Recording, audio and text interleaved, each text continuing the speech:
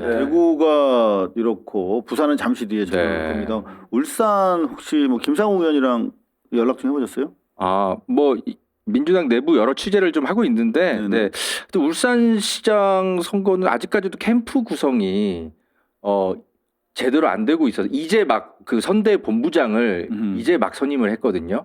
네, 이제 김두관 전 김두관 네, 선대 본부장 의원이 잘했네요. 예, 오늘 발표가 됐는데 김상욱 의원이 그냥 뭐 저 아주 삼고초려해서 모신 것 같은데 보니까 네. 당에서 뭐 어레인지 해준 것 같지는 그렇죠. 않고. 근데 근데 사실은 이게 되게 늦은 거예요. 이게 지금 서울이랑 경기 지금 메모드급으로 민주당이 총 결집해가지고 지금 선거 캠프가 이미 차려져서 서울시장 들어가 있거든요. 그 팀 보니까 거의 뭐 대선 그렇습니다. 조직이더라고요. 네. 근데 서울, 경기는 뭐 거기는 뭐 워낙 이제 뭐 지자체 규모도 크긴 하지만 어쨌든 울산은 험지란 말이죠. 오히려 더 민주당에서 더 중량감 있는 인사들을 붙여줘서 더 많은 시민들을 만나게 해서 해야 되는데 이게 이상할 정도로 민주당 지도부에서 울산시장 선거는 왜 이렇게 좀 덜 챙기냐. 김상욱 혼자 지금 개인기로 치르고 있는 약간 그런 당내 좀 목소리들이 울산 같은 경우는 나오고 더구나 있어요. 진보당 당세가 좀 큰 데잖아요. 네. 그렇죠. 어떤 식으로든 제휴하지 않으면 좀 쉽지 않잖아요. 그렇죠. 이렇게 후보 단일화가 되지 않으면 거기도 장담할 수 없는 곳인데, 근데 후보 단일화를 하려면 진보당도 약간 얻는 게 있어야 되잖아요. 그냥 뭐 기브앤테이크지 정치는. 내줄 수 없잖아요. 근데 이제 보통 그럴 때 이제 구청장에 이제 몇몇 이제 그 지역들을 조금 민주당이 후보를 내지 않는 조건으로 울산시장은 단일화하거나 보통 그런 방식들을 많이 해왔기 때문에 이번에도 그런 게 좋은 전략인데, 그럼 되겠네. 이번에 정청래 이제 그것도 이제 끝나버렸어요. 정청래 대표가 구청장 민주당 후보들 다 경선에서 다 발표를 해버렸어요. 이제 협상 카드가 나왔어요. 다 나왔어요. 아니 그래도 할 수 있죠. 물론 할 수 있는데 그럼 강제로 후보를 사퇴시켜야 돼요. 아니 그러니까 또 난리가 나죠. 네, 울산의 북구하고 동구 같은 경우는 노동자도 많이 살고 진보당이 여러 번 단체장을 했어요. 노력도 많이 했고 그러니까 저는 지금까지도 살아 있다고 생각하고요. 살아는 있는데 민주당 차원에서 전략 공천 뭐 경선하기로 다 정해놨단 말이야? 이미 다 발표를 해버렸어요. 경선을 해서 후보를 다 내버렸어요. 이미. 벌써 다 냈어요. 예, 그러니까 이제 김상욱 후보가 진보당이랑 이게 단일화 협상을 해야 되는데 쓸 수 있는 카드가 없어져 버린 거예요. 그게 이번 주 초에 다 벌어진 일이어가지고. 근데 뭐 난감하죠. 그건 상당히 그러면 끝났다고 생각하지 말고 최선을 다해서 노력하고 언제로 돌아가냐면 12월 3일 이후에 내란을 극복했던 민주당과 진보당의 네트워크가 있잖아요. 연대, 공감의 정신으로 가자.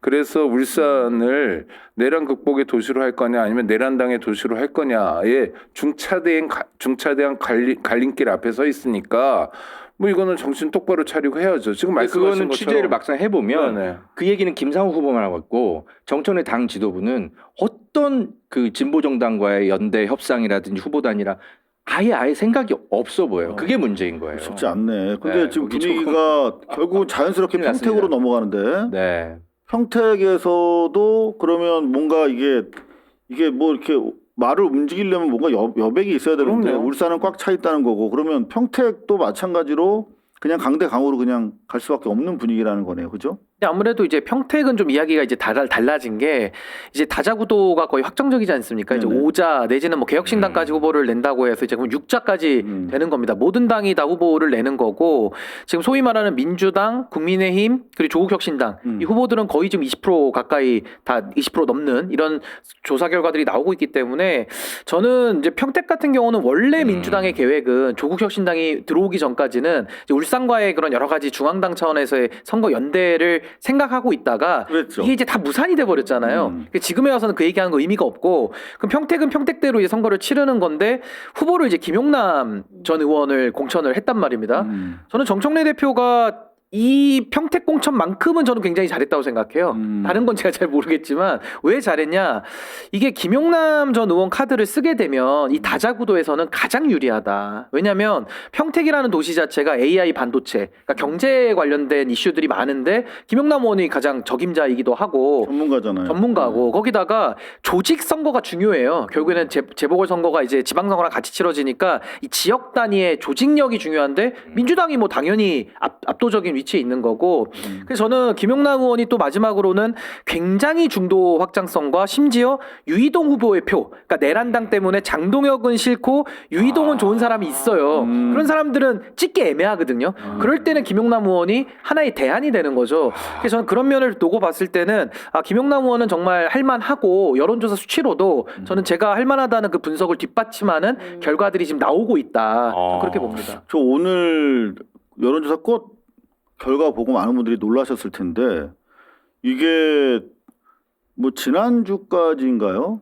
우리 조국 대표가 1위를 하는 걸로 나왔었는데 이게 오늘 여론조사 꽃 발표에 따르면 27.5%로 김용남 의원이 지금 뭐 오차범위인 것으로 보입니다만 선두를 지키고 있고 이게 중요한 게 일요일이랑 월요일 오후 3시까지 여론조사를 돌렸더라고요. 그러니까 공천을 받기 전에 돌린 거예요. 그렇죠. 아직 파란 옷 입기 전에. 와 그러면 더 벌어질 가능성도 있네. 컨벤션이 반영 안 된 거잖아요. 출마 선언도 아직 안 했으니까. 그러면 지금 이 평택의 특성상 이게 제휴가 좀 상당히 어려운 지금 구조로 가고 있는 상황에서 한 30% 정도 넘게 만약에 나올 거라고 예상이 되는데 컨벤션 효과까지 보면 그러면은 상당히 좀 가능성이 높아지는 거네요. 그리고 이게 되게 재밌는 게 김용남 의원이 이제 출마 선언하면은 자연적으로 더 올라가지 않겠습니까? 네. 이제 소식이 퍼져야 되니까. 그렇죠. 근데 거기다가 지금 유이동, 황교안 한번 합쳐보세요.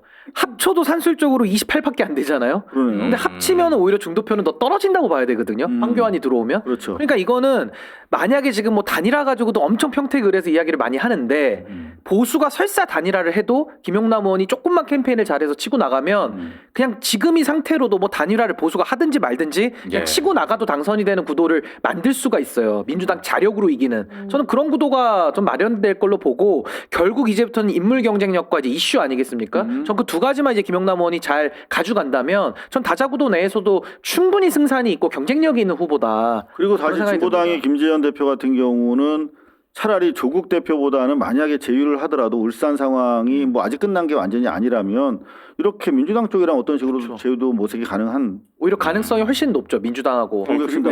조국 대표에 대해서는 감정이 생겨가지고 아마 제휴하기도 어려울 거예요. 이런 법이 어딨냐라고 지금까지도 화내고 있거든요. 그 전화를 안 받았다 그래가지고 그것도 그렇고. 많이 마음이 텔레그램 보니까 읽기만 하고 아무런 답변도 없고 그러면 지금 상황에서 우리 조국 대표의 어떤 현명한 기왕에 평택을 가셨으니까 우리가 조국 대표를 사랑하는 마음으로 한번 조언을 한번 해줘. 어떻게 하는 게 좋을까요? 정계 은퇴 선언. 진짜로 그만해야 돼. 안 어울려. 이 판에서 할 게 뭐 있어요? 자기 초이스가 없는데. 저는 그거 추천해드리고 싶어요. 어떻게요? 완주를 하셨으면 좋겠어요. 왜냐하면 성적표를 받으셔야 이분도 현실이 이렇구나라는 거를 아셔야 돼요. 우리가 막 영어 잘한다고 막 이렇게 잘난 척하는 사람들도 있잖아요. 토익 시험장에 가서 내 점수를 받아봐야 됩니다. 자기 주장만 갖고는 안 되거든요. 그러니까 어떤 객관적인 검증이라는 게 우리 민주주의 국가에서는 국민들의 평가, 유권자의 심판이 가장 정확한 거예요. 사실 이 여론조사도 이대로 투표 결과 나온다는 보장은 없거든요. 그럼요. 바이어스도 있고 또 투표 결과를 봐야 되는 건데 전 조국 대표가 꼭 완주를 하셔가지고 본인의 그 냉정한 전 유권자들의 평가표를 꼭 이번에 받아보셨으면 좋겠어요. 저는 신 변호사님 말씀하신 걸 언제나 100% 공감하는데 지금 조금 안 되는데 큰 차이는 어떤 큰 차이는 아니고 성적표를 그러니까 무슨 얘기냐 성적표 받아보고 정신 차리는 사람이 있는데 그렇지 않는 캐릭터도 있어요. 조국 씨가 약간 그런 캐릭터여가지고 그러니까 현실을 인정하지 않을 다양한 이야기들을 만들어내면서 예를 들어 정계 입문 자체가 쇄빙선이었잖아요. 쇄빙선 역할이 끝났잖아요. 그런데도 뭐 사회권 얘기하면서 계속 질척질척하면서 그 다음에 굉장한 압박을 통해서 이재명 대통령 압박에서 사면복권까지 받아놓고 다시 이제 국회의원 되겠다고 이런 과정들을 보면 그냥 일종의 대통령병 걸린 어떤 모습 아닌가.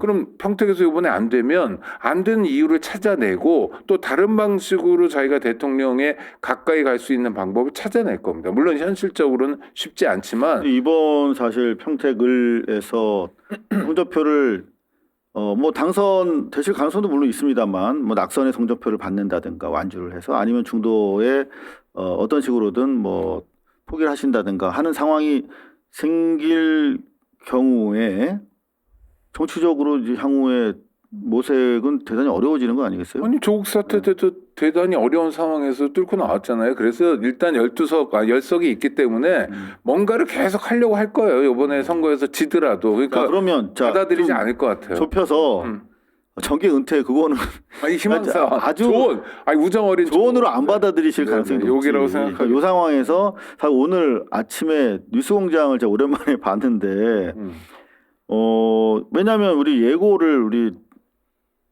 작가분이 보내주시더라고. 그러니까 오늘 어제 있었던 김건희 재판 총평을 박범계, 홍사훈, 노영희, 주진우 기자가 한대. 그러면 더 할 얘기가 없어 사실은. 그렇죠?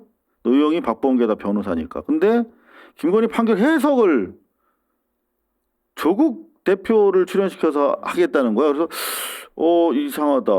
이거 앞에서 충분히 가능한 분들인데 왜 조국 대표한테 추가로 판결 해석을 요구하지? 이분들은 그러면 박범계, 노영희 변호사는 의원님이랑 변호사는 판결을 해석할 능력이 안 되시는 분들인가 하고 사실 오늘 봤는데 딱 요 여론조사가 같이 나오더라고. 그래서 조국 대표가 좀 마음이 급하시긴 하겠다라는 생각은 들었어요. 참 출연이 공교롭다 이런 생각을 했는데 나오셔서 판결 해석 외에